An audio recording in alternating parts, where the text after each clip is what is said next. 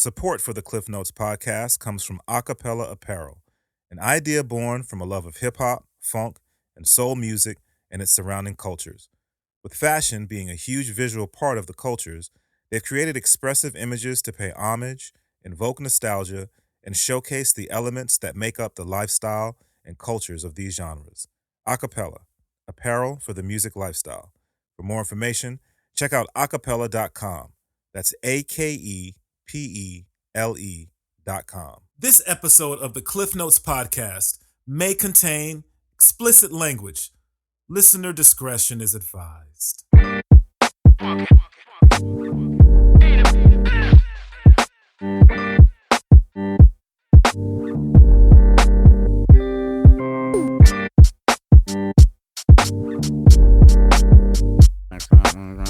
Yeah. So we just gonna get in, bro. We just gonna go right into it. Yeah, y'all. We're back. It's another episode of Klyph Notes. Actually, the first episode of 2018. So this one is really, really cool. New year, exactly. As always, shout out to X-Ray FM for playing host to this thing. Definitely appreciate their hospitality and them being gracious enough to have me do this thing in here. Happy New Year to everybody out there. Hopefully you came into the new year feeling pretty good about yourself. A bunch of great episodes exist right now. And remember, you can catch episodes of Klyph Notes everywhere you listen to podcasts, man. So we're on Spotify, Apple Podcasts, Google Play, Stitcher, TuneIn, iHeart, everywhere. So definitely subscribe, share, rate, comment, all of that good stuff, man. And let us know what you think. And of course, hit up all of the people that you hear on the podcast. So another good one, another opportunity for me to fan out a little bit here with this cat. It's been cool to get to know him over the years. But right quick, man, let him know who you are. I'm DJ Zone. Just that simple. That easy. I'll just keep it that. Just DJ Zone. It's easier to name the groups I'm not in. I was just going to say, I know you're about to get in. Go in on it, man. I'm like, but DJ Zone. It's my name. I feel like the first time that I saw you was the first time that I met Taupe, which is crazy. Oh, okay. Yeah, so I moved here in 94. Okay. And then soon after that, started working to build with the local scene. And it's just kind of funny. I feel like I connected with somebody on MySpace. Okay. And say, this is who I am, trying to figure out, what? And they were like, come out we're having this event. You should come out and check us out. You can meet a bunch of people at the Hacienda. Oh, okay. So came through, a bunch of people were there. Man, yeah, that's a long time. It was a long time ago. That's what I'm saying. Came through, cats were just sort of hanging out, chilling. There was a couple DJs, and one DJ in particular, crazy, caught my attention just because the technical skills were ridiculous. I do what I can. So then fast forward several years, and then I've gotten to know you and seen you do your things with a number of groups, as you were alluding to. Man, where'd you get your start, B? Musically? So when I was in high school, I got expelled when I was sophomore year in high school. Yeah, we'll start there. And I went to Quest, which was like an alternative school for all the people that got kicked out of every other school, which I still don't understand why authority figures or whatever think that may be a good idea. It's like jail. It's like, let's just take all the worst people and put them together and then just let them kind of sort it out with themselves. And it's like, I don't know, it works. But for me, I feel like it was maybe one of the best things that happened in my life, because it put me on like a different trajectory than what I was on initially, which before that, and we can get into all that later, but I was a magician for 10 years. That was like my job. And that was what I was. And I was into hip hop. I was always like into all this stuff. But that was when I really started like kind of focused on like doing music, like rather than just being like a listener and like a, when it started becoming like, oh, this is something I could do. Because it was like everybody I knew either was like a graffiti writer or a b-boy or a rapper or like something, and there were no DJs that I knew. I knew one person that had a pair of turntables that I bought from them when I was like 15, and started doing stuff, and I rapped a little bit back then. But once I found scratching, that was like clearly, okay, this is the thing that I do. Like, I understand this. This makes sense. Yeah. So there were these guys, Nick from Bad Habitat. Okay. And his friend Troy, our friend Troy, Dr. Seuss, who incredible freestyle rapper. Like, to this day, maybe one of the better freestylers I've ever met in my life. And at the time, Nick didn't really rap. He was just like his homie and was just around all the time, and we'd kick it, and Troy would freestyle about anything and everything. And back then I was like rapping a little bit. I had a homie Ricky too, I recorded some raps with. And then when school was kind of over, when I was like 17, I moved out and had this apartment out in Beaverton, and I just kind of shut myself off from everybody for about 2 years. I just like holed myself up in the apartment and practiced and scratching and mixing and like doing all that. And I was working still as a magician, but like 6 hours a week, like Friday and Saturday, 3 hours a night. I'd do magic, and that was like my only interaction with humans. And then I'd go back into my hole and just like in my headphones and just, scratching and mixing and like trying to get good. And then after about 1.5 years, 2 years of that, Nick hit me up, and I hadn't seen him since high school, and he was like, "Hey, you still rapping?" And I was like, "Actually, no, I'm like DJing now more. Like, that's kind of become my main thing." And he was like, "Oh, perfect. We're like putting a group together and we need a DJ." Yeah. And so I got together with him, and Troy and Nick came over to my apartment, and they brought our homie John Doe, who passed away a couple years ago, and Max Graves. Okay. And that was the first time I met either of them. And then we started this group, Lethal Audio, when we were like, I guess we had to have been like 17, 18, somewhere in that range. And started this group and did an album with Yamio. Mm-hmm. He recorded it all, mixed it and stuff. And then after a little bit, we kind of like broke off. I don't know. There's so many tangents and sides to the story. I don't even know where to begin. But then Max and I broke off and started doing our own thing called Master and Mind. And that's when we started like doing shows and really kind of like getting out there and like just kind of hitting up bars and stuff like that and trying to see if we could get on like open mics and like different things, and started putting our kind of solo album together. And then that's when I met Sleep and Brady on the same night. Okay. We did we weren't actually playing the show, but we went to see Max's friend Brady that he went to high school with. Him and this other guy, Geppetto, had a group called Moose Knuckle at the time, and they were opening for Sleep at Rock and Roll Pizza. And we went there and went to like check them out and see the show. And then I met Sleep and started kind of talking to him. And I noticed it was him and Henri and Destro, I think. And I noticed that he was playing off like a CDJ.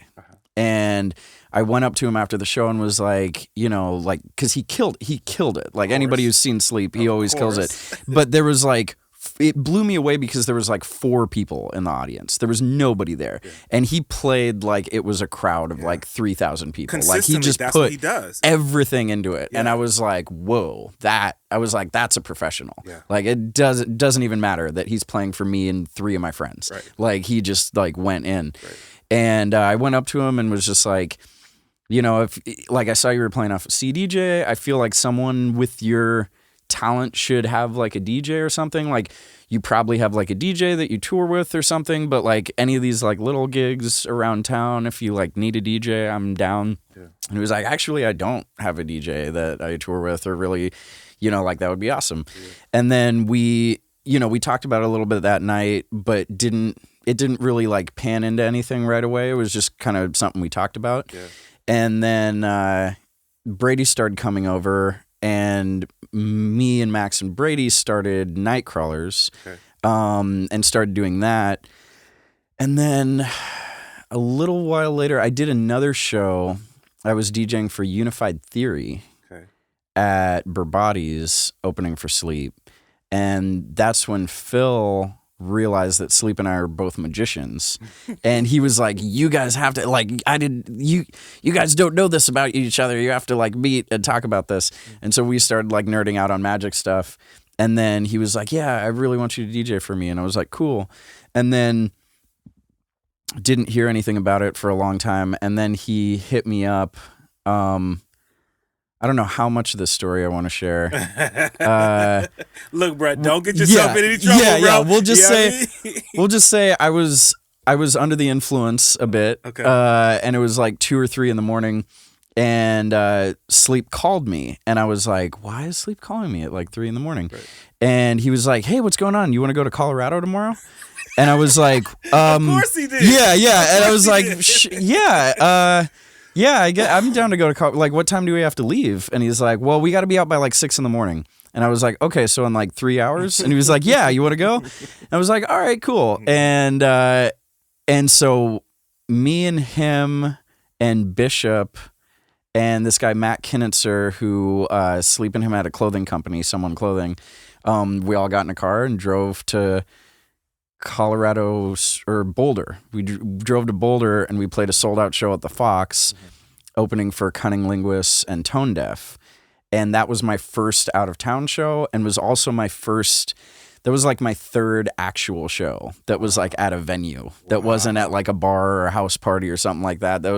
So I kind of got like jumped into touring. Yeah. Like I didn't really expect to do any of that. And then all of a sudden I'm like playing the sold-out show for Sleep in Colorado, like on zero sleep, zero actual sleep, but except for him. Right. No, right. But yeah, and then we started touring and doing that, and then had a group with Aesop Rock, and toured that a bunch. And then Josh moved down down to Portland from Vancouver. And we kind of restarted the Chicharrones, and yeah, and then it just spiraled outward from there. That's just so crazy. Yeah, but so crazy. Yeah, it all just kind of came together that way. But then while I was talking about this, I started thinking about it, and I was like, I mean, technically, if you go into like music stuff, like how I got that's how I got my start in, I guess, what you'd call like the business side of music, or like doing shows and like but like music's always been like a pretty big part of my life. My grandma was a music teacher and played piano, like played violin from 4 to like 14, hated it, was like forced to take violin lessons and didn't like it. And then when she was 14, she switched to piano and played the pipe organ in her dad's church. And so I like grew up with like a baby grand piano in the living room, and like she went to Juilliard and like wrote concertos and stuff, and was like always that side of it was always like around me. Yeah. And then my mom was into like classic rock and stuff like that. And so I had like the kind of classical like symphony music from my grandma, and then the like classic rock side from my mom. And then my mom was dating this guy who was an MC from San Jose, named the Cisco Kid, that apparently Sleep did shows with back in the day. This is a weird like full circle thing that came back around, that we were like, he was like, Cisco Kid, your mom dated when you were 4? And it was like, yeah, it was kind of like a father figure to me when I was like 4 or 5. But so when I was like 4 or 5, he would leave like he just like had mixtapes that he'd leave around the house or whatever, and I would put them in my Walkman and like go to school and like listen to all these things. And that's when I got exposed to like Belle Biv DeVoe and like MC Hammer and Crisscross and Cash Money and Marvelous Marvin and Fresh Prince and Jazzy Jeff and like all that stuff was like kind of came from him. Like we used to watch like New Jack City, and every time we'd like leave, we'd always be like, "See ya," and I wouldn't want to be ya. It was always like, it was just little things like that. Like that was like I saw Public Enemy on New Jack City, and my first day of kindergarten, I actually went to school with wearing all my clothes backwards like Crisscross, and I put an alarm clock on a string around my neck like Flavor Flav. And that was the way I dressed going to my first day of kindergarten. It was like, and nobody had any idea what that was, but I was like, this is cool, and nobody else understands. But wow. What a beginning, bro! But it's do me a solid. It's making me nervous. Put that on. Oh yeah. Totally. One of the. So it just like as you're talking, it makes me question. Again, I'm going back to just your skills as a DJ, the technical side of what you do, and then to hear history of family being into piano and violin and these things that are very intricate in the way that they're done. You think that had any influence on your style, or is it just that's just the way you get down? I mean, I'm sure it did. Yeah, like I'm sure it. Something in there kind of, lent itself to like that becoming a thing. I guess I don't know if I ever saw it like blatantly do that. Like I didn't like. My grandma always wanted to teach me piano, and I was always really reluctant to. I always wanted to play drums, and the piano was like too soft to me. I was like, but I did want to play violin when I was super young, and my grandma played violin but hated it. Yeah. She was like forced to play violin, and so she had a very negative connotation with violin. Was always like, you don't want to play violin. That's a terrible. And I was like, no, but I love the way it sounds. And she's like, no, it's a terrible instrument. And now I'm kind of glad I didn't get into violin. Because everybody that I know that plays violin, it really takes over your life in a way that not a lot of other instruments do. Like you have to be so diligent practicing all the time because there's no frets, and you just have to like feel it all and like know. And so, actually, one violin player friend of mine told me this, and it's like the kind of like violin code that the unspoken code that they talk about, that if you don't practice for a day, you can hear it. If you don't practice for 2 days, your instructor can hear it. And if you don't practice for 3 days, the audience can hear it. Wow. And so they're just like constantly practicing. Yeah. And so I'm kind of glad I didn't get into that because it's too much. But I always wanted to play drums, but I didn't really live in a place where I could play drums and be that loud. Yeah. And so I think that's why I kind of like gravitated towards turntables. Once I found that, I was like, oh, I can do all those patterns and then some, but I can do it in my headphones and not like bother anyone. I can just like do that. But yeah, it was always kind of like a thing. Like the first time I heard scratching was on one of those mixtapes when I was 4 or 5. And I heard Cash Money and Marvelous Marvin, Ugly People Be Quiet. And there's this part where it's like, transform. And I remember just like being so confused and like shocked. Like I didn't know what it was. And I was like, what is making that sound? Yeah. Like, where is that coming from? And then playing it for my grandma, I'm like, what instrument is this? And she was like, I don't know. I have no idea. Like, it sounds cool, but I have no idea what that is. Right. And I remember just like sitting in my bed, like rewinding my Walkman over and over again and like playing that and like trying to imagine what was making that sound.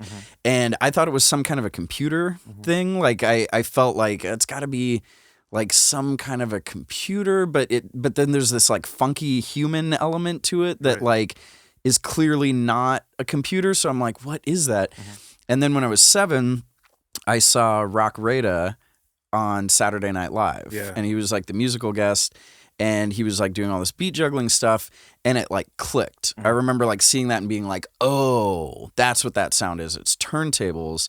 And then I didn't know everything that was going on, but I remember specifically understanding how the crossfader worked immediately, like seeing it and being like, okay, when it's there, it's that turntable. When it's there, it's that turntable. In the middle is both. And having that like concept in my head where I was like, okay, that's how that works. Yeah. And then I like ran to my mom's record player and started scratching Hotel California. And then she came home and was like, what are you doing to my records? You're going to break them. And then when I was 10, I had a, one of those like turntables with the 2 tape decks on it. Yeah. And I cut the speaker wire and made like a switch with a paper clip so that I could like press the wire together and like cut the sound on and off. Wow. And so I used to take these like Disney Sounds of the Haunted House records or like whatever, just things with like long tones and practice like transforming them and like ba ba ba ba ba, you know, and like just like try to figure that out. But I didn't really know what I was doing, but I was just trying to like figure it out. Yeah. And then fast forward. Well, so then actually not even fast forward to 15. When I was 13, that's actually the reason I got a job in the first place was I wanted turntables. And I like asked my mom to buy me turntables, and she was like, "How much are they?" And I was like, $700. And she was like, "That's never happening." Right. And I was like, "Okay, cool." And so I was like, "I got to get a job." And so my mom was a bar manager at this place called Alibaba's Casbah at the time, and so I started working there.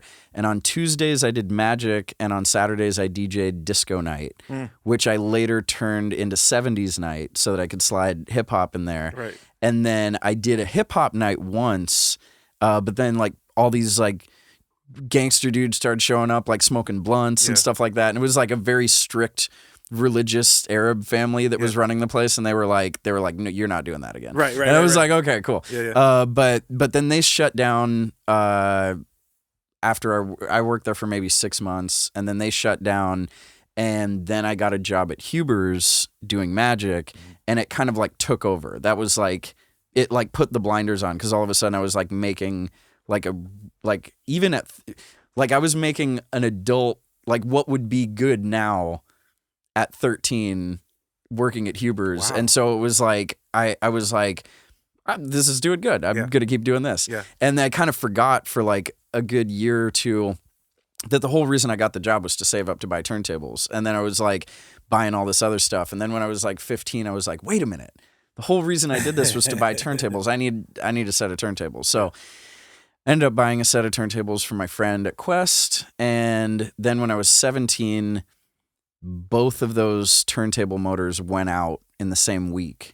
And then I just used that as an excuse to buy Techniques, because I was like, well, if I'm going to do this, let me do it right and get like a set of Techniques, and bought some used ones on eBay.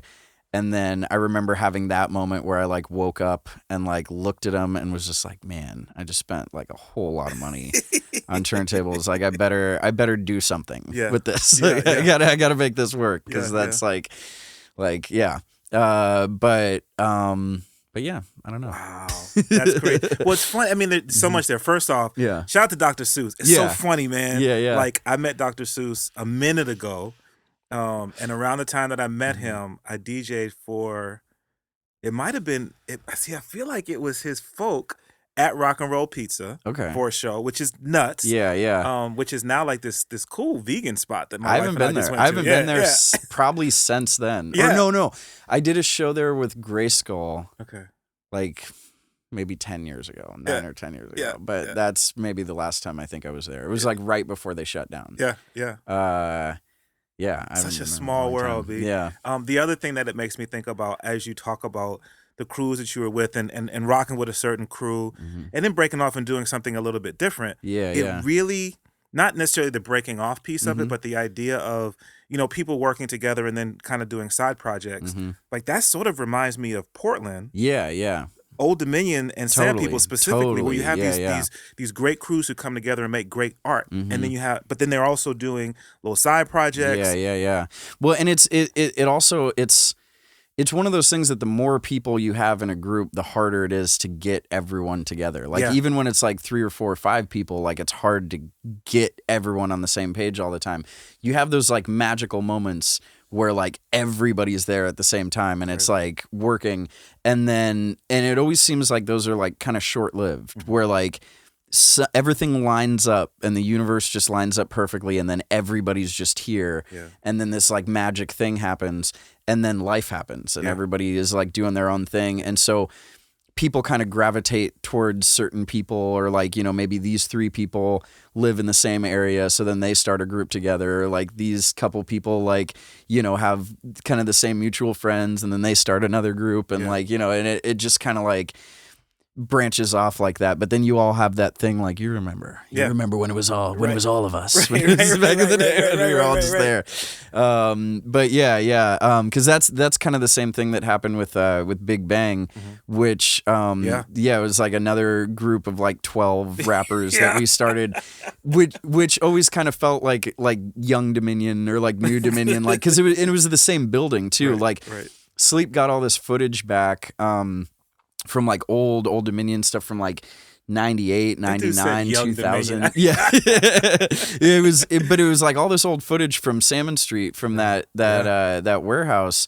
And it's so weird watching young Old Dominion doing all the same shit we were doing like 10 years later, like in the same building, and just being like, oh, that's crazy. Like Barfly's like Brady, and like NyQuil's like this guy, and like you know, and you're like, oh man, it's the same thing. It's just like this 10-year gap happened, and then like I don't know. There's something about that building that spawns something in people. And I don't know. I don't even know what is happening in that building. I haven't been there for like 2 or 3 years because we moved out of there. And then that's an interesting thing too, because we moved out of there. Like we took it over when Zeb moved out. And then we left a little bit, like half of us went on Warped Tour with the Chicharrones, and we came back and like couldn't kind of afford to keep up rent with it. And so we all kind of scattered.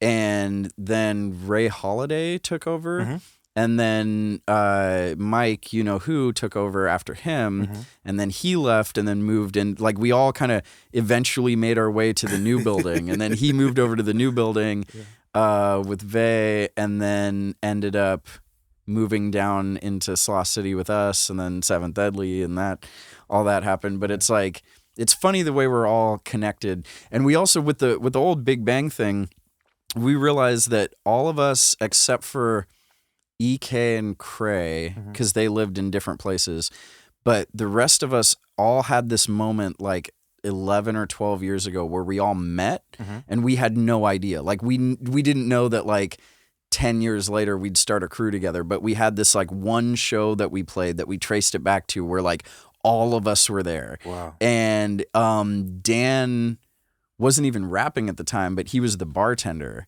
at and it was at Clinton Street pub, and they threw this show, and it was like Unified Theory and Moose Knuckle and Master and Mind and like all these. I think Yamio was there.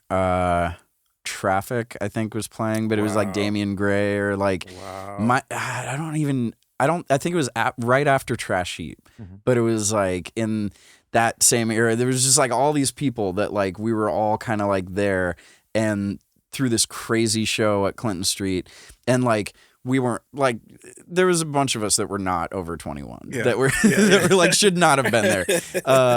And Dan was like, yeah, you're over 21, right? Yeah, you'll be fine. And we like packed this place out, and it was like gross. There was like sweat dripping off the windows, and like just like way too many people in this place that should have been. But yeah, and then we all kind of like did our own thing. And then kind of came back together many years later. Bro, like, it's so crazy to me, man, because it's been such a blessing to get to know artists who've been making music in Portland for years and years and years. But bro, you just ran down history, man. You just ran down history of artists, sort of the beginnings of a lot of relationships and groups that were coming up, but then artists who were still making music now, whether it be as individuals or whether it be as crews or doing something within the industry. And the thing that's funny is a lot of people right now are talking about this rise of the Portland hip hop scene and things, there's a lot of great things happening in 2017, 2018 right now, but like you just ran it down. This ain't new. No, this has been happening forever. Right. Like, and that's what's crazy is like I consider myself like a young kid in the scene. Like I'm old, like older now, but like that was going on for 10, 15, 20 years before that. Right. Like you go into like Paul Nice and or Pete Nice and Five Fingers of Funk and U Crew and Lifesavers and like all these people that were like that. This has been happening. This has been there for a while, and then like and it just kind of keeps evolving and changing and like going all these different ways. But it's like there's always been, I don't know. There's something about Portland, and I see it the more I travel. The more, because growing up, I just thought like, I didn't think much of Portland growing up. Like it wasn't on the map. It wasn't a place that people were talking about. Like Portlandia wasn't a thing. Right. Like it wasn't like something that everyone knew where Portland was.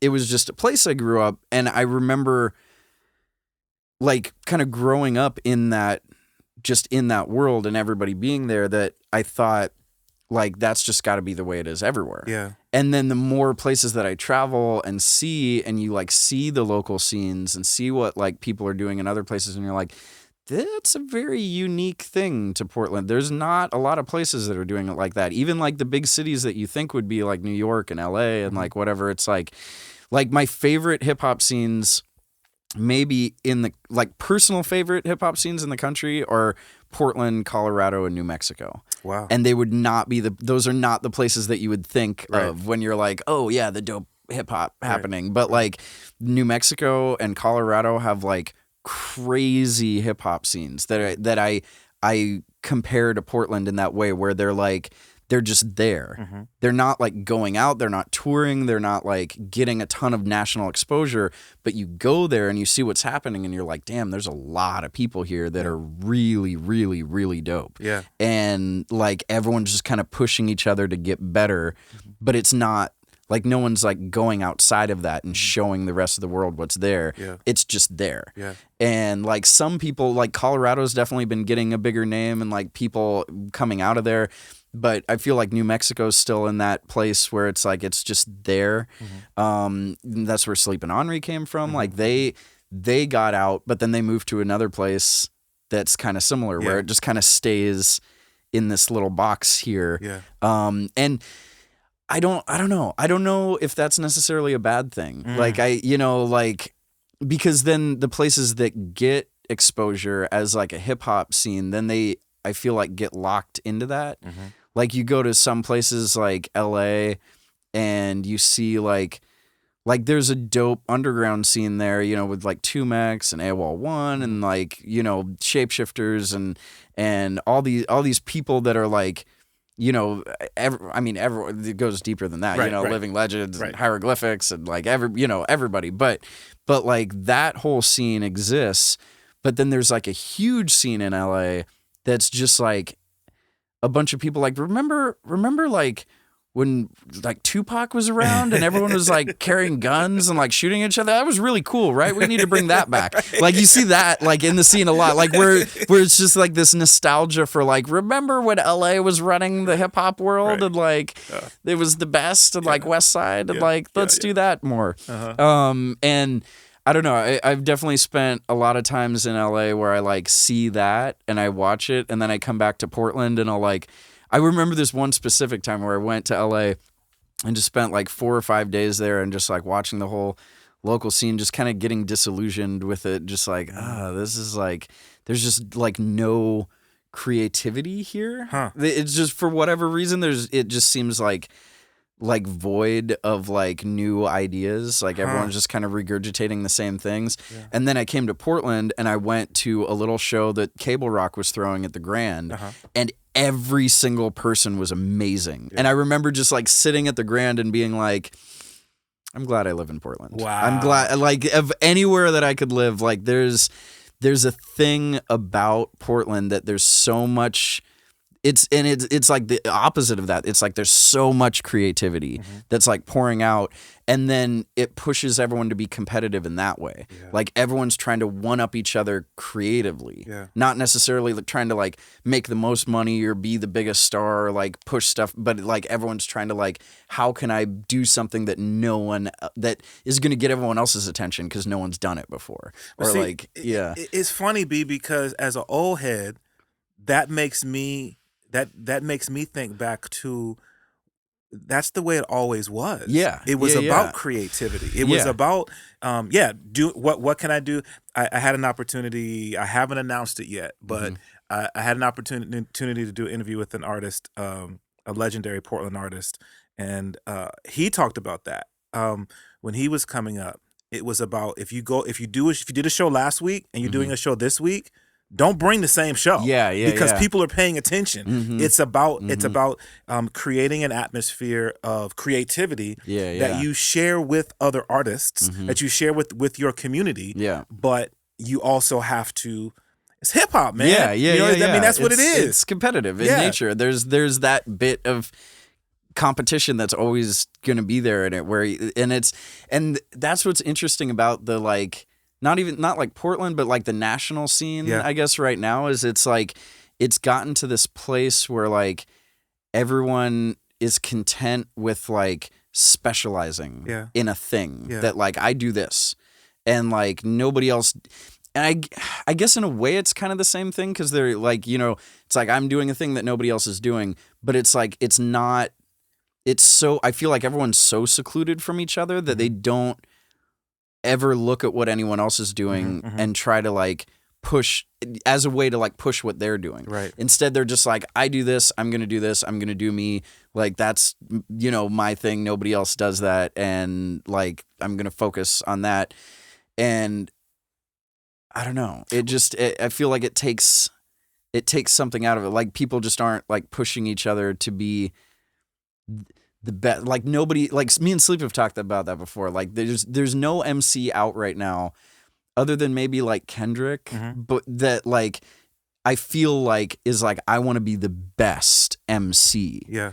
Nobody, like everyone wants to be like I want to be the best trap rapper or the best like emo rapper or the best like technical rapper or the best like this, everyone has like a thing that they're trying to specialize in. Nobody's trying to like, I want to be the best MC ever that's ever lived. Like I haven't seen that drive in somebody for a long time. Well, but I think it's changed so much though, Zone, and I think a lot of it has to do, and I'm gonna sound like an old head, but I think a lot of it has to do with hip hop has changed. Hip hop used to be about hip hop. It used to be about the Boy, I sound so pretentious right now. It used to be about the culture, right? And now it's not. It's really become.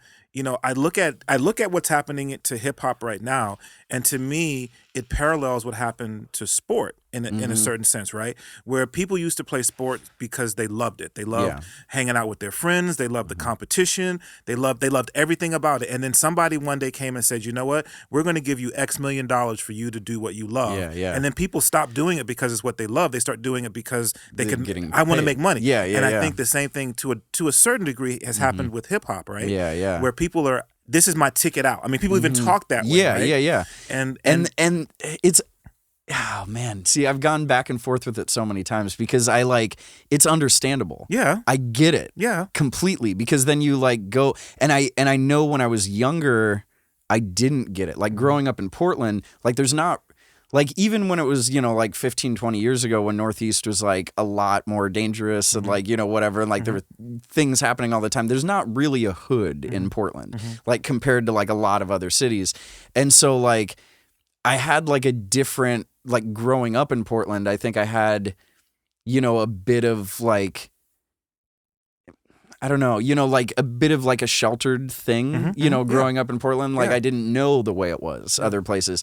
And so like, you know, when the gangster scene was like happening in hip hop, it was all that was happening, and it was like everybody wanted to be a G, and like that's cool. Yeah. But then when I started like getting into like conscious hip hop, and I feel like it's one of the things that always bugs me about like not the artists but the fans of like backpack rap or underground rap or like conscious rap or whatever you want to call it or whatever. Like a lot of the fans take it in this weird way, and I don't blame them, because I feel like I was the same way for a while until I started like touring and like seeing a lot of other places. But like you get in that mentality of like, oh, that's not real hip hop. This is the real hip hop. Like Lil Wayne isn't real hip hop. Like this is real hip hop. Right. And it's like, well, it's all hip hop. Yeah. Like you can't take away from someone else's experience if that's their experience. Right. As long as they're like being honest and they're not like trying to be something they're not, or like, you know, making up stories, then like if you're telling your story, that's hip hop. Like that's what it should be doing, you know, but I feel like I had this mentality of like all gangster rap is like fake and like not, you know, and then you go to places where you're like, oh, this is the way it is here. Right, there's nothing, there's no other, it's like either you like get beat up all the time or you join a gang and you get beat up half as much. Right. Like, you know, it's like there's no other opportunities here. There's no way out. And so like I can't necessarily like blame someone for like seeing an opportunity of like, oh, I can do this and I can rap this certain way or whatever, say something this way, and then that could be my ticket out of having to be here. Right. And so it's like I can look at that and be like, yeah, that's fair. You know, do that. But then at the same time it's like if that's what you I don't know, it's like if that's what you're doing, then be honest about it to yourself and to everyone else that that's what you're doing, and then it's fine. But like when you have like mumble rappers saying that they're better than like Biggie and Tupac and stuff like that, it's like that's a totally different thing. Like you can't compare yourself to them. You're doing a different thing and it's just as valid and has like a place in this. Like I feel like every form of expression in the hip hop world like has a place in there somewhere. Right. I guess like the thing, because I always try to stay balanced, because I have the old head mentality, but then I also like get it with like, because it's the same kind of thing that happened when we were younger, where like, you know, we're like listen to our parents' stuff and like, it's whack. This is like the new stuff. This is way better. Right. And it's like the same thing that I see in kids now, where they're like, no, this is that like new shit. It's like way better than what you guys were doing. And but it's like I just feel like now there's less like balance. Well, true. I agree. Because like, you know, you because back in the day you'd have like 2 Live Crew, but you'd also have Public Enemy, and you'd also have, you know, like you'd have the like scope of it. You'd see the conscious stuff, you'd see the party music. Like party music's always been there. Party music's always going to be there. And there's like people need to party. Like people want to have a good time. They don't want to like go to a party and listen to some super heavy shit that's gonna like make them contemplate their life. But here's the thing though. Here's the thing. Even with that, because I was same way. You gotta have the balance. But I had a great comment when Versatile was on Klyph Notes. We talked about it. Okay, you can be a mumble. You can be whatever you want to be. But when it comes to the art form, there are certain rules that apply. We're not even talking about content. Bruh, you got to rhyme on the one. You know what I'm saying?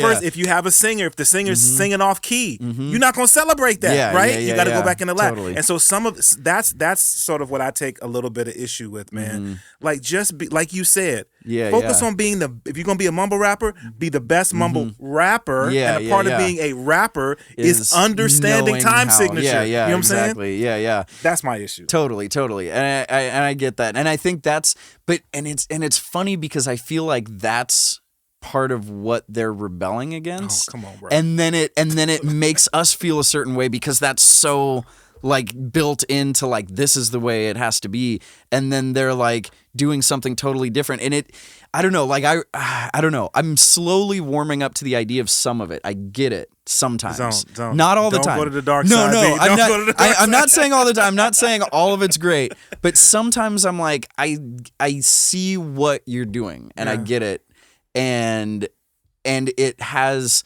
a place in there, but at the same time it's like it shouldn't be all that there is. It shouldn't be like the only thing that's like given exposure, like being, but then you go back to like, that's always the way it was. There's always been like a thing where like these people are like getting shine and like there's, you know, these people aren't really like getting the exposure they should. And like, that's, I don't know. It's such a like weird inner conflict debate that I have with myself all the time where I'm like, and I think go back and forth. I think to a certain degree we all do, you know, because we do see that these are young men and women who are they're putting in a certain amount of work. I think sometimes there's a lack, and you sort of touched on it, where we get in our own space, and this is what we do in life, right? We find like-minded individuals, and we build community with those people. And I think there is a bit, and if we think about hip hop, a lot of hip hop, just like punk, is about rebellion, right? It's about speaking against. But I think we sometimes we put blinders on, and we don't have an opportunity for whatever reason to build with those who have sort of walk that path before us to see, hey, how can I be the best MC? What things can I do to truly excel?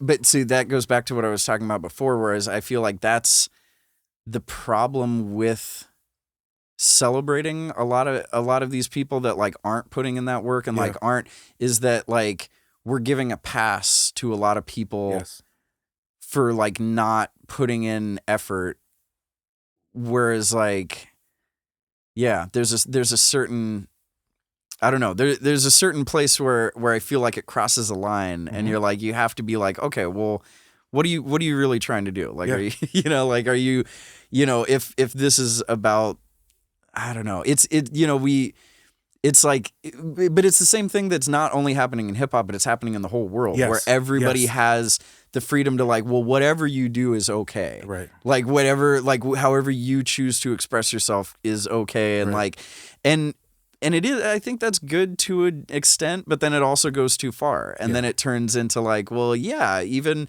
like, KKK members could have like freedom of speech. And you're like, well, where's the place where you draw the line? I don't know where, if someone's punching me in the face, I'm like, I can't say something about that, or like what? I don't understand where this, and so it's like, So I agree. So that is where we have to say, okay, yes, freedom, do what you need to do, but these are just the boundaries. And if you want to call yourself an entertainer, I'm good with that. You're entertaining. Exactly. You have people coming to pay to see you. You're making a living being an entertainer. Like, cool with that. Yeah, it's the way, like Joe Budden was talking about it, where he's like, Lil Yachty is not a rapper. He's a great businessman. Yeah. What he's doing with his business is amazing. Yeah. But like, he shouldn't be calling himself a rapper because that's not what he does. Right. And it's like, I kind of feel that same way. It's like, that's not,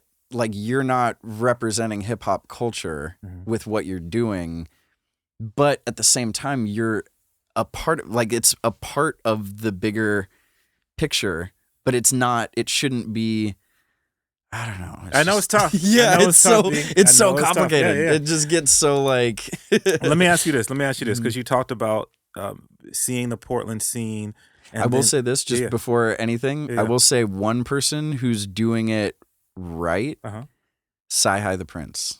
Yeah, because his album is like, it's for all intents and purposes a trap album, but it's like a conscious trap album in a way. It's like the whole concept is like, we're trapping, like, but no dope on Sundays. Like, I've got morals, but like any other day, I can get you what you need. Anything from crack to puppy food. But no dope on Sundays, and make sure you tell everyone that too. And like, well, we'll still talk to these kids, but in a way that they're listening. Hopefully, they can like listen to it, and it's music that sounds like what they're into, but then they get the message from it also that like it's more than this. If you're trapping, do that, but get your money and then get out the game. Like, get your mom out the projects, get your dudes out of the street.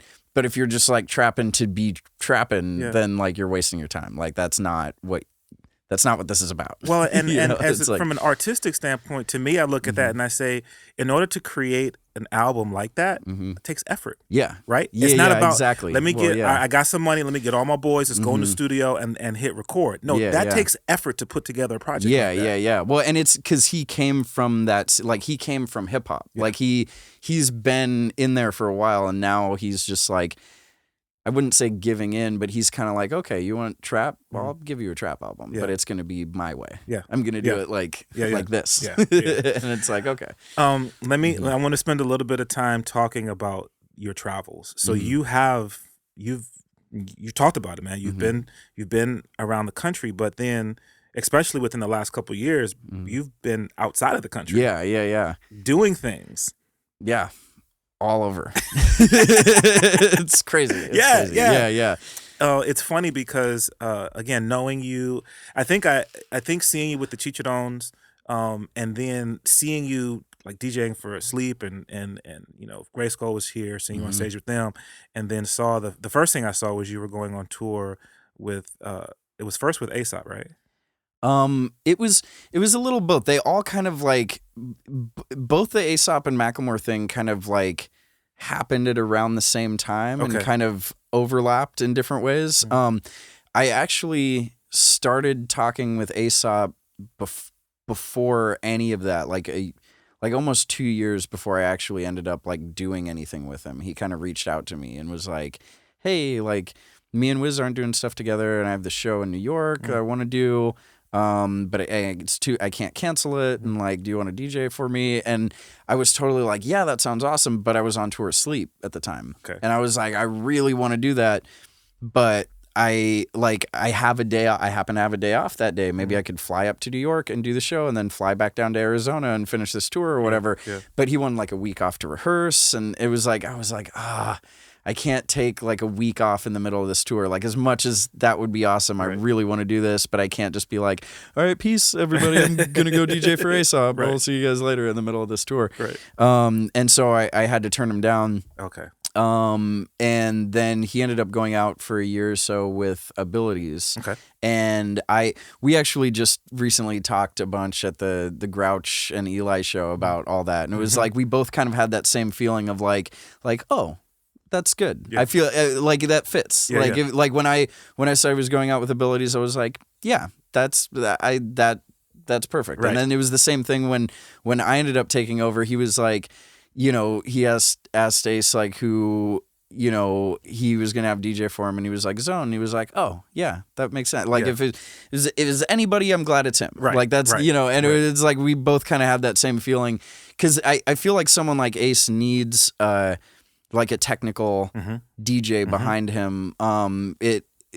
There's, I don't know. It's the way his set is and he's like an old school New York head. And so he definitely doesn't want to DJ for like fake reasons or like just to be up there behind some turntables that aren't plugged in or something. Like, it's definitely a really integral part of the set. Like there's a lot of, like he's feeling good because I'm feeling good. I'm feeling good because he's feeling good. There's a lot of back and forth that, with all of us, with me and him and Rob, like we all have like a chemistry together and like, and that all kind of comes out in the show. So it's like, I don't know, with his set, it's definitely very integral into there. And so that's good. But so we didn't really talk about it again after that first time. We didn't talk about it for a while.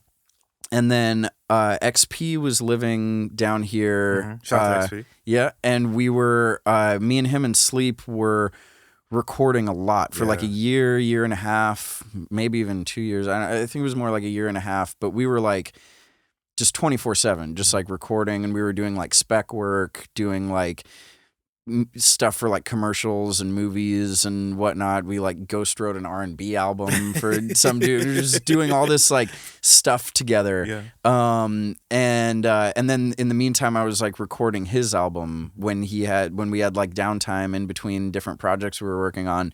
We were just kind of like cranking out tracks, and he was doing like 5 different albums at the same time. Yeah. Yeah. And he had like his hip hop album. and then he had an R&B album, and then he had a like kind of trap character called Turtleneck. I remember that. And then he was starting an album with Theory Has It. That's too. right. Yeah. And they were and so we were kind of doing all of this stuff at the same time. Yeah. And then I guess when he was showing a lot of this stuff to Macklemore, he was like, you shouldn't do like 5 different albums that are all like kind of, you should like pick the best stuff and put it all on one album and show like the scope of what you do. Because like if people have to like search for it, they're not going to see all the sides of you. Like if you just give them a project that's like, here's all the different things that I can do, then, you know, people like really appreciate the scope of like, because XP's amazing. Like he does everything really, really well. Like he can sing, he can rap, he can do like a sexy love song, he can do like a crazy conscious song about aliens, he can do like whatever. And he just every single like, talented just every place in there, you know, and his singing voice sounds nothing like his rapping voice, and it's like, and he can like do different characters and like but so then he went back up to Seattle to help Macklemore finish This Unruly Mess I Made album, and they were working on that. And then around that same time is when Ace hit me up and was like, I want you to DJ for me. Let's like make this happen again. And I was like, all right, cool. Now I'm back. Like I'm not touring with Sleep right now, so we can make that happen. And so we started thinking about stuff. And then XP hit me up and was like, I'm about to go on tour with Macklemore and I want you to DJ for me. And I was like, okay, cool. And then they happened to all kind of like line up where they didn't overlap with each other. And it all just kind of like lined up into this crazy nonstop year where it was like the American Macklemore tour and then the Europe Macklemore tour. And then that was the only overlap where I had to leave the Europe Macklemore tour a week early to rehearse with Ace for a week and then go on a tour, on the American tour with him. Yeah. And then, so we had DJ Spark come out. That's right. For like the last week of the Macklemore tour. And that was awesome because then we had a chance to like, we had 3 days in Ireland where we got to like kick it, and it was it's also good to have like another person from the underground scene on a tour like that, because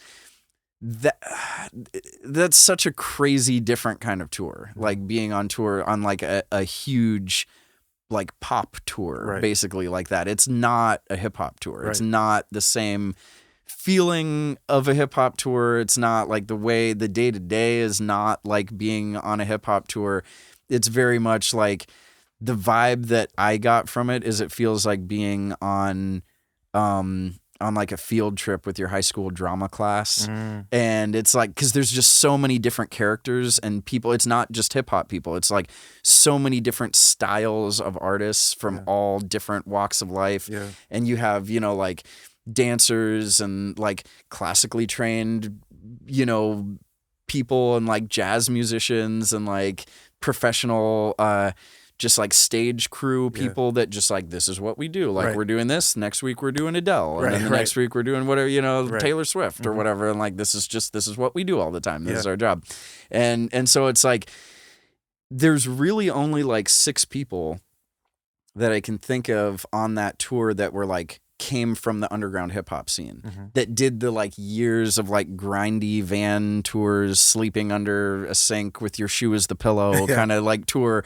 And then so for like doing a tour like that for all of us was like we'd always connect on the like, this is crazy.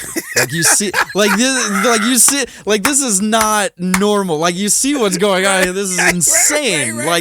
But then everybody else on that tour, it's either like their first tour ever or that's just the way they always tour. They're like, yeah, I play violin for Jay-Z and this is the way we always tour. This is the way touring is. And we're like, this is not the way touring usually is. Like, this is not normal. Oh my God. But it was, experience. it's like me and Mac and Ryan and XP and like Budo and like Dave Dalton and Bryson. And like, there's like a handful of us that like, really spent the years of like doing those like little grimy hip hop tours, and then could really like appreciate the scope of like, this is not the same thing at all. Right. And so it was cool to have Spark come out, and we got to like connect in that sense of like, this is fucking crazy. You're seeing this, right? Like, there's a bus that's just cooks.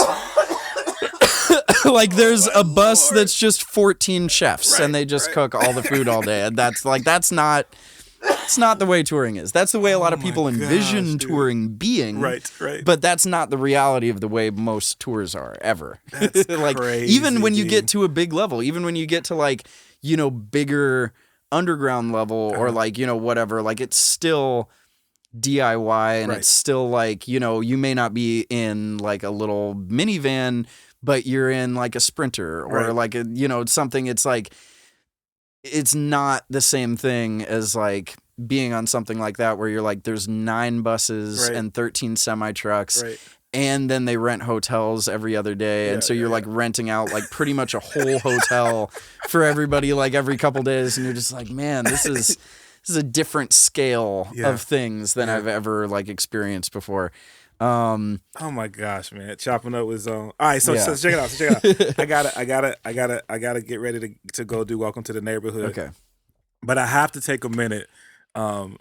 So we're gonna have to do a part 2 now. Because I know that there's gonna be a whole Macklemore situation. Like, that's a whole episode. And then there's so much. There's so much. I could do a whole episode just on like my childhood. And then we could do a whole episode just on Macklemore, and then a whole one on Aesop, and then a whole one on Chicharrones. Sleep and all and all this stuff. I gotta get you to touch on an artist who has become a favorite of mine. So first, shout out to the artist formerly known as Luck One, Hanif. Okay. Hanif hit me with this link to this article that was written for, I forget who it was written for. Anyway, read the article, was like, yo, that's dope, by an MC. Started listening to the MC, blown away. Like, one of my faves. Just got off tour with Homeboy Sandman. Oh, okay. Bruh. Yeah. Bruh. Mm-hmm. Linked with, I've had an opportunity to like connect with him online. It was dope. He was somewhere in Europe. Got to do a quick episode or a quick interview with him. Saw him when he came to Portland, showed love. Like, when we talk about MCs. Yeah. You know what I mean? Yeah. No, Homeboy Sandman is great. Yeah. That's actually, I was just talking to Sleep about that. It's interesting because we were talking about how certain people have like styles that you've never heard before. And so it's like jarring a bit at first. Like, and I realized looking back now, all my favorite rappers, I didn't like when I first heard them. Like, when I first heard them, I was like, I don't know, it's not for me. Whatever. Like, I don't understand why people like this. But I get that somebody out there likes it. But like, everybody from Sleep, Henri, MF Doom, Aesop, Homeboy Sandman, they all are so unique in what they do. They're doing something that nobody else has ever done.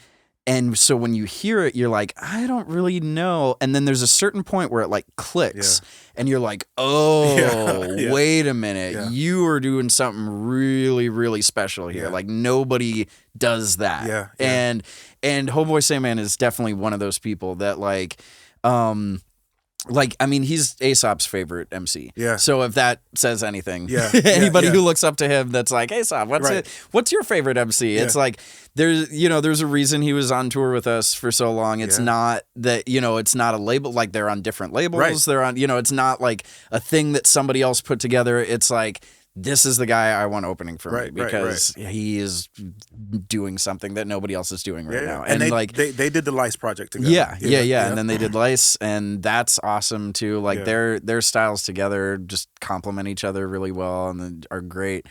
And and Homeboy Sandman is just an awesome dude. He's just like a sweetheart and like super fun person to be around. Seems like it. Drinks a lot of kombucha, just a great dude, great MC, awesome live performance energy. he's another one of those people where his recorded stuff sounds totally different than the way he does it live. And his live shows are so energetic, and he puts so much in that. And then you listen to his recorded stuff, and it's so smooth and laid back and like, effortless sounding. And then live, he just brings that like energy into all of it, and you're like, man, this is like a totally different song than the one that I heard. Well, and one of the things that I really like about him. So this going back to earlier in our conversation, if you listen to his last 3-4 projects, different production, different style of production. Yeah. But the one and so his rhyme delivery is a little bit different. I mean, each of the albums has a little bit of a different feel, and even within the album. But the one constant is that he's MCing through the whole album. And I agree. When I saw him, I saw him. He came as a solo act at Hawthorne, so a night, fairly intimate space. Bro, you ain't lying. When he's on stage, he brings it. Like it's that, and I just can't help but feel like it's that like New York thing, because Aesop does the same thing where like you listen to his recorded stuff and you're like, I wonder how that's going to translate to a live setting. And then in a live setting, it's not like the first time I saw Aesop was the same thing where I did not expect what he was doing. Like he's an MC.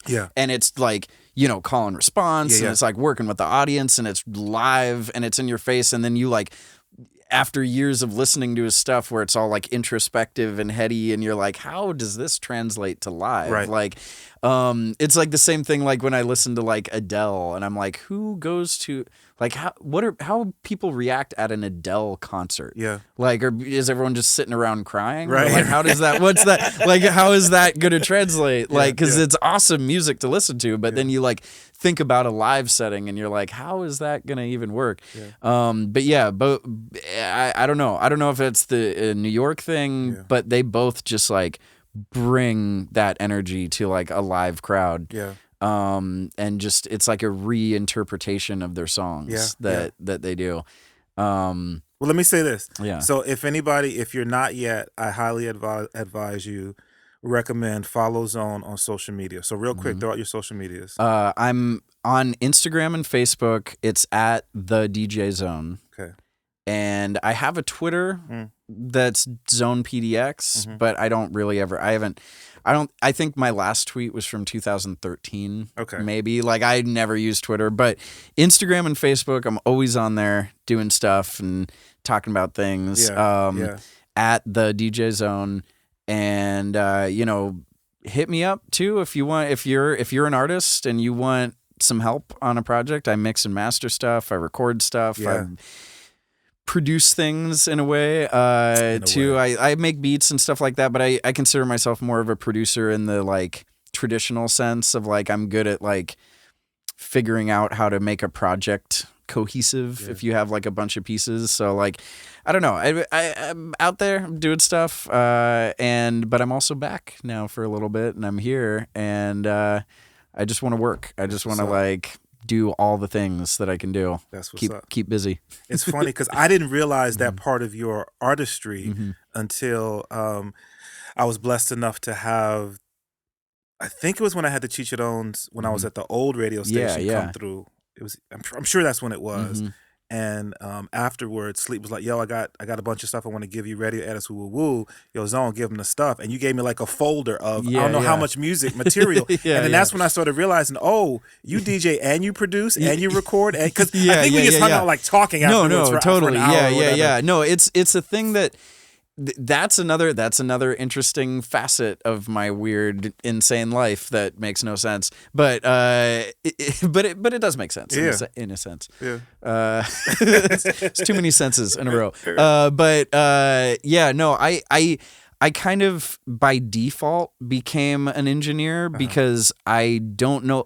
I've always grown up around MCs. Like I didn't have a lot of other DJs that I kicked it with coming up. It was just like I was the DJ, and then I knew a lot of rappers, and so I would always be the one that would kind of default to like, well, I'm not writing a verse, I'm not recording a verse, I'm not doing anything like that. I'll record everybody, and so kind of over time I kind of like started figuring that out. But right around the like Big Bang era, when we took over that old studio is when I like started falling into the rabbit hole that is Pro Tools and started like understanding it a little more and trying to learn.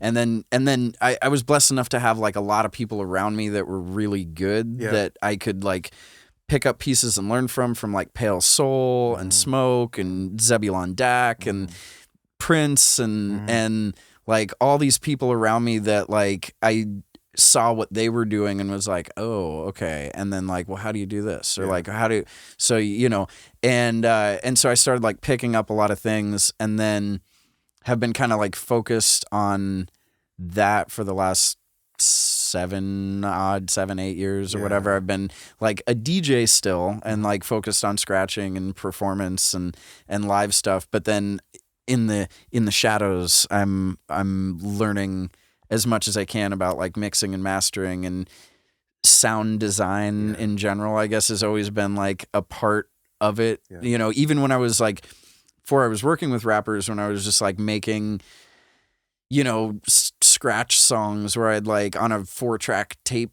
recorder where I'd, you know, record the drums and then record like a bass line and then like scratching on top of it or like whatever and like different things. I was always that guy that was like trying to figure out how to like, well, how do I make this thing sound the way that drum sounds on the radio, or like how do I like do that? And it's always kind of been a part of my, I don't know, a dimension of my thing has always been like sound and how it works and what it does. But yeah, so that's a whole side of it too, the engineering. And so like the past couple years, I have like a studio and a backpack that I built over time, and I've recorded like I've recorded Homeboy Sandman, Rob Sonic, Sleep, XP, all of us. I've recorded all of them in hotels on tour.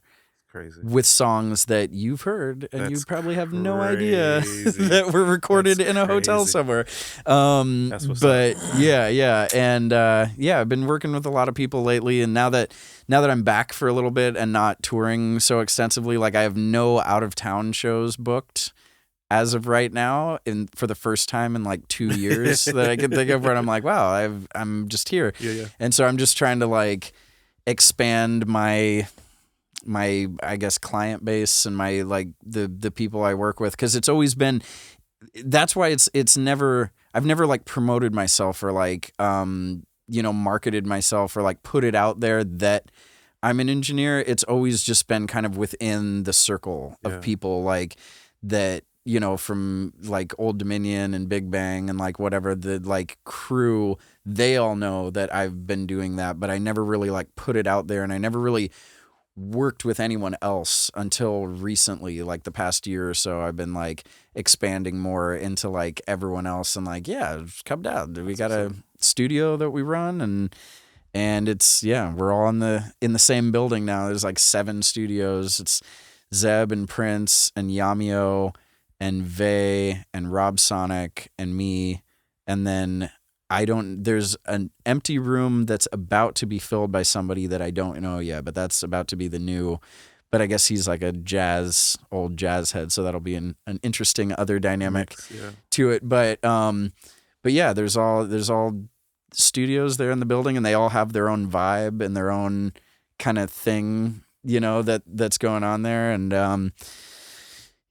I don't know. That's what's up. So you see who he runs with, who he's been running with, and you know the level of artistry that that shows. So hit my man up, Zone, for all of your recording. But do it now, because I mean, you see, at any moment he runs the people. At any moment he may get the call, and he may be gone for another year. So that's why I've been trying to make posts and put it out there. Like, I'm here now. Right. Like, I don't know how long that's going to last, but I'm here. Right. So if you're trying to record stuff, hit me up. Let's do it. Or even if you're not trying to record stuff, if you have stuff recorded, because everyone has mobile.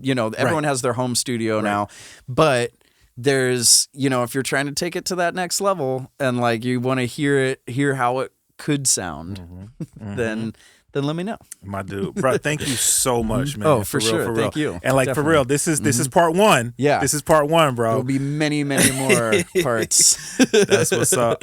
Real quick, man, shout out to my people over at Acapella for their constant support. Oh yeah. As just a thank you, bro, I gotta hook you up with the new DJ Klyph enamel pen. My gift to you, my brother. Yep. It's going on my backpack. That's what's up. On my backpack, on my bag of tricks that I got, if you will. Check them out, the DJ Zone on social media. Check us out all over the social media at DJ Klyph, at DJ KLYPH, or hit up the website www.djklyph.com. Once again, also shout out to X-Ray FM for their kindness and hosting the podcast. And yeah, man, it's available Spotify, or Apple Podcasts, Google Play, everywhere. So subscribe, share, rate, comment, all of that good stuff. And I'm working on. He doesn't know this yet, but I'm working on getting DJ Zone to come through. Welcome to the neighborhood, and just get down at some point. I'm in. That's what's up. That's what's up. God bless you all. Thank you so much for your support, for tuning in, and for listening. And until we get an opportunity to do this again, peace. Peace.